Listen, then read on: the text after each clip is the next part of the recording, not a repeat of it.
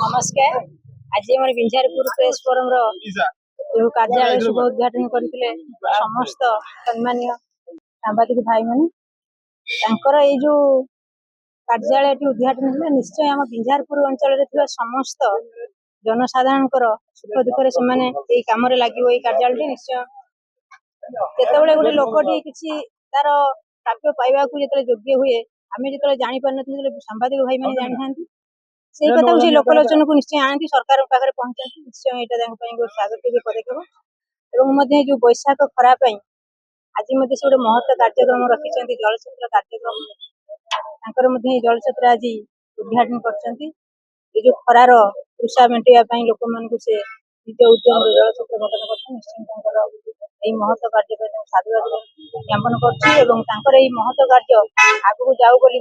भगवान पाखे प्रार्थना करुच्ची समस्त मोर सांबादिक भाई मैंने भल कम कर बिंझारपुर अंचल को आगू ने समस्त मंगल मना।